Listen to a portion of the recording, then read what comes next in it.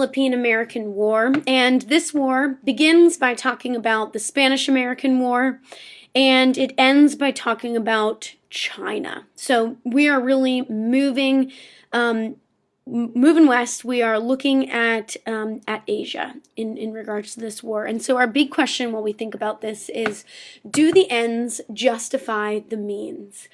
Is the process that we undergo important, or does it just matter what the results are?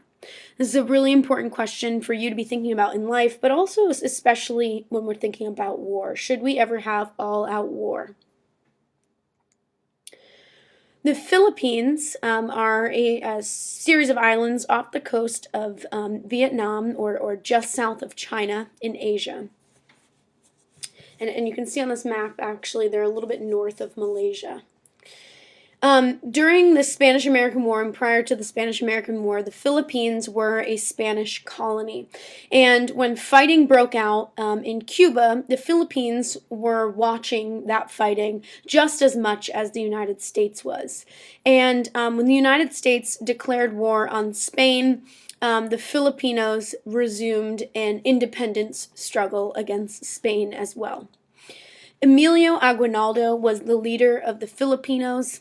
He was a Filipino rebel who fought against the Spanish. And it's important to note that Filipino, the people, is spelled with an F, and Philippines, the place, is spelled with a PH, just to be complicated. Emilio Aguinaldo thought that he was fighting for independence against Spain, and he was very excited and grateful for the United States' support.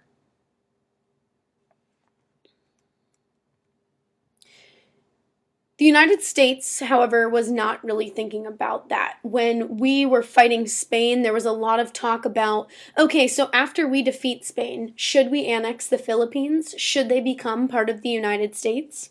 And so there was a lot of propaganda going around about pro-annexation or anti-annexation. And remember, the word annex means to take or to take over.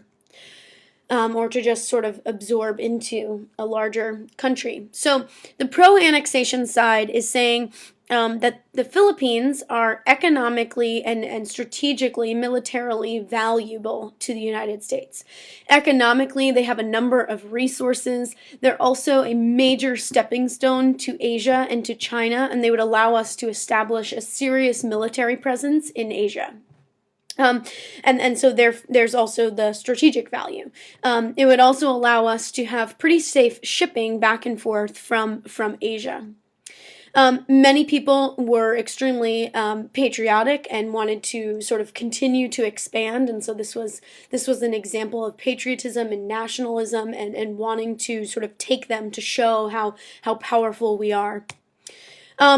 Many people saw annexation as a means of spreading Christianity and Christian ideas, and so there was sort of this ethnocentric push or Christian push to annex the Philippines. We saw this as a good thing to do for a backwards people who are very indigenous and sort of native-like. Many people that were pro-annexation saw annexing the Philippines as part of the white man's burden. This is the right thing to do for these people, to give them liberties that they don't otherwise have, and probably couldn't attain on their own because they are not white. The anti-annexation folks said that annexing the Philippines, that are in the middle of a war for independence, felt like this was against the principles of the Declaration of Independence, which basically says that we want to keep oppressive powers. And so if we basically replace Spain in our control over the Philippines, that would violate everything that we fought for in our own independence war. Many other people felt like the Philippines were too far away. It just was impractical to try to control the Philippines and have a government with the Philippines. This wasn't the white man's burden in their vision. This is just a burden. Too far away, too complicated, too expensive. So, in the close of the Spanish-American War, the United States paid $20 million for the Philippines. Spain gave up Cuba, ceded Puerto Rico and Guam to the United States. They annexed the Philippines to educate, uplift, Christianize, and civilize the Filipinos. Something that McKinley didn't know, while he's going around saying that he wants to educate, uplift, civilize, and Christianize the Filipinos, is that the Filipinos were actually already Catholic, and they had just established a sort of quick government in the midst of this war, the first democracy to ever exist in Asia. And so this was really ironic that Americans are all on their high horse about uplifting and civilizing these people who are the first in Asia to establish a democracy. And you know, if we think that Christianity is the highest form of religion, let's be honest, these people are already Catholic. They just weren't Protestant, I guess. So a war breaks out between the United States and the Philippines. Naturally, Aguinaldo, who's pictured here, was livid that the United States basically turned its back on them. They just fought together to defeat the Spanish in the Philippines, and now the Spanish, the Spanish are simply being replaced with the Americans. He rebelled against U.S. rule and established the first Republican or Democratic government in Asia. The United States was able to stop Aguinaldo in 1901, and they actually captured him. And McKinley promised that the United States policy in the Philippines would benefit the Filipinos. He saw his actions in the Philippines as uplifting and supportive of them, taking them out of this backwards culture. In reality, the United States policy benefited U.S. business interests. In this war, 200,000 Filipinos died, and over 4,000 Americans died. Most of the Filipinos that died in this war were civilians. The treatment of the Filipinos during this war is really important to talk about. This is something that actually went to trial in the U.S. Senate. Many American leaders, military leaders, were put on trial by the Senate to determine if they violated any and created any war crimes. So it's important to understand that, and I've said this a lot already, Americans saw Filipinos as backwards, indigenous, native, needing to be uplifted, needing to be civilized. And so this is sort of already in the back of their minds as they're going over there. The Senate conducted hearings on the treatment of the Filipinos after the war, and they ruled that the United States treatment was unjust. Lieutenant General Miles is famous for reporting on some of the things that the Army did. And Roosevelt, who was president at the time, was enraged that Miles would publicly criticize the Army. You can see in this picture some of the things that the American military were doing. This is waterboarding, where you basically pour a bunch of water into someone's throat.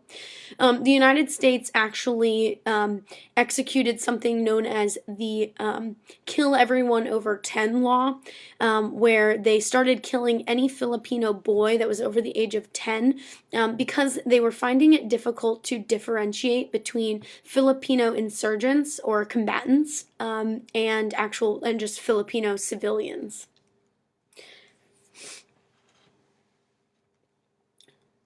It wasn't until after World War II that the Philippines officially gained their independence from the United States. Puerto Rico became a United States territory and is still a U.S. territory today. During the course of this war, we also gained Hawaii. Queen Liliuokalani of Hawaii wanted control of Hawaii in the hands of, according to race and ethnicity, Hawaiians. American business leaders and Marines actually took over Hawaii. The United States wanted to annex it. American business leaders had some serious interests in Hawaii. There was pineapple trade, which was a fruit that we didn't have access to otherwise in Hawaii. And so there were all these pineapple plantations established in Hawaii, as well as sugar and other resources. And then obviously Hawaii is beautiful. And so American business leaders and Marines saw this as something necessary for the future of the United States. And so they took it over. The United States government investigated this later on in history and found that the overthrow was unjustified. Earlier, in 1894, the United States had refused to intervene there. But in 1898, the United States annexed Hawaii, and it wasn't until 1993 that the United States Congress apologized for the overthrow of Liliuokalani.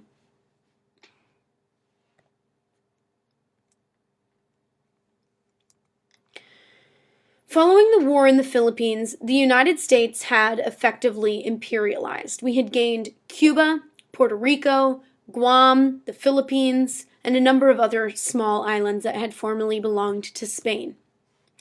Teddy Roosevelt sent our Navy on a tour.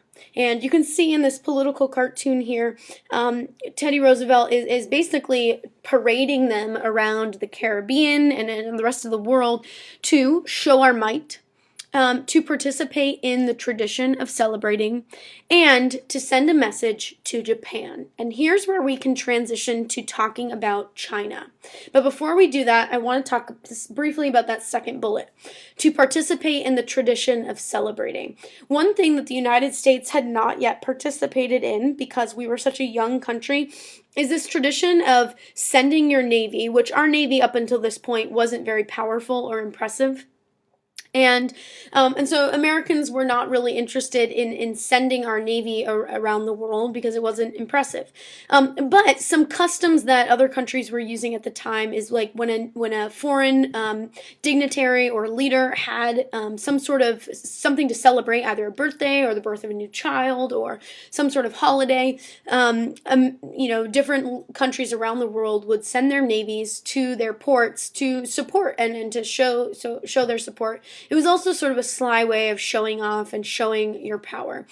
So here is President Roosevelt for the first time getting the United States to participate in these types of customs. He has his big stick policy on his shoulder, and he is parading the U.S. Navy around. So let's talk about this message to Japan. Following the war in the Philippines, there was a war over Korea.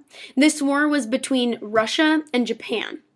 And in this war, China, France, and Germany supported Russia.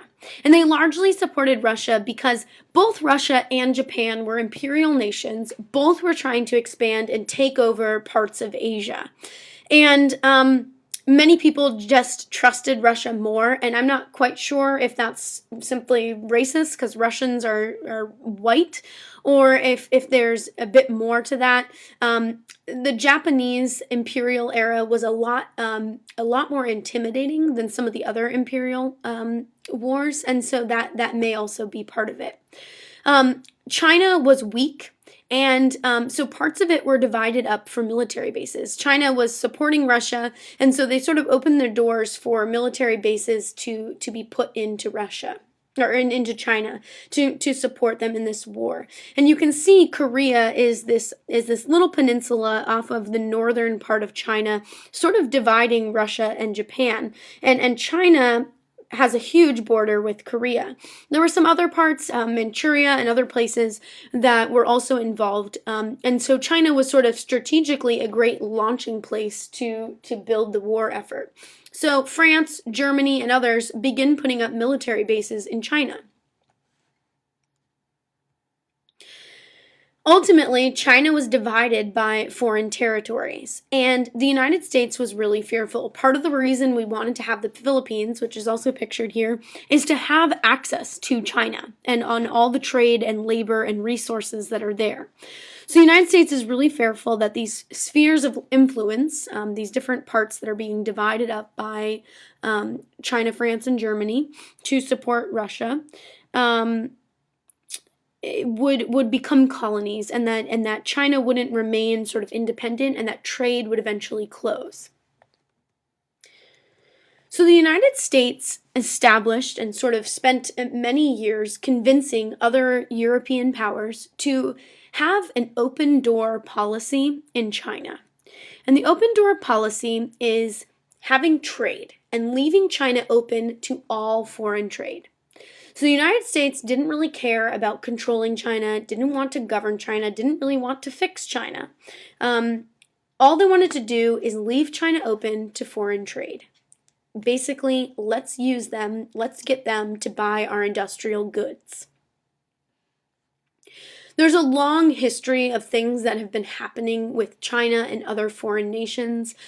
China had been engaged in the opium, known as the Opium Wars. These are wars between China and England over the sale of opium by the English in China.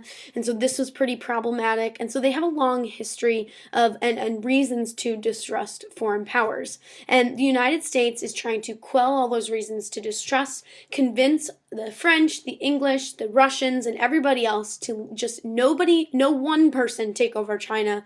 Let's all trade with China and let's keep them open. So with this policy and this vision in mind, the United States, headed by Teddy Roosevelt, decided to be the country and volunteered to be the country to help negotiate the end of the Russo-Japanese War, this war between Russia and Japan. And so the war between Russia and Japan is actually resolved here in the United States and actually here in New Hampshire, in Portsmouth. The Treaty of Portsmouth created a compromise between Russia and Japan. Roosevelt agreed to broker the peace broker meaning negotiate the peace, to protect U.S. interests and to protect the open door policy. Roosevelt was really hopeful that he could establish the terms in a way that would protect our interests, and we would be able to divvy up China, land and territory that was lost, create peace between Russia and Japan that would better serve American interests. Because this ended an extremely bloody war between Russia and Japan, Teddy Roosevelt was actually given the Nobel Peace Prize for negotiating this peace. After the peace is negotiated, Teddy Roosevelt had some second thoughts. Japan largely won this war. Russia had suffered major defeats. Their economy was in collapse. There were several revolutions that happened. Russia was in tatters after this war. Japan had gained control of Korea. They were seen as a protectorate, and they actually annexed the Korean peninsula later on. And so Japan largely won. And Roosevelt feared that he had been too soft on Japan. So he sent out what was called our Great White Fleet, aka our Navy, and you'll see they're pictured here. They are all white ships, steam-powered, and sort of they were top of the line for the early 1900s. He sent our Great White Fleet out to be ready for a feast, a frolic, or a fight. Basically, to intimidate Japan and show them how powerful we are and what types of military power we have. In China, the open door policy was going pretty well until the early 1900s, there was a rebellion. And this was sort of the beginning of the end of the open door policy. Several revolutions later, China would eventually close to foreigners for a number of for a number of decades, and wouldn't open again until more recent history. The rebellion that sort of begins all of this is known as the Boxer Rebellion. The Boxers were a group of Chinese that revolted against foreign control. They killed hundreds of foreigners, and eventually the foreign countries were able to squash the rebellion. But the Chinese, for centuries, had been a largely closed society. And so all of a sudden, with the open door policy, with the Russo-Japanese War, and some trade with England over opium and other things, you see an influx of Christian missionaries, American and European business people, that are all extremely wealthy, coming into especially areas like Hong Kong in China. And this group of boxers that sort of originated out in the rural parts resented this, felt like it was an attack on their culture, and so they organized. And they were eventually squashed, but the Empress of China actually sided with them at one point and had to flee the city. And while things stayed open for a while, the Boxer Rebellion was sort of the beginning of the end of open door policy. Hay, Secretary Hay, from New Hampshire, actually, who was a big proponent of the open door policy, used the rebellion to gain support for the open door policy. So, our exit question, and this is going back to the Philippines. In what ways would the Philippines benefit the United States? Go ahead and go on to Schoology and leave a comment in the discussion there. Think about all the things that follow. Think about China and Japan and our influence in the world that those things brought about, that our involvement in the Philippines and our control of the Philippines brought about. Think about China. How are the Philippines a benefit to the United States?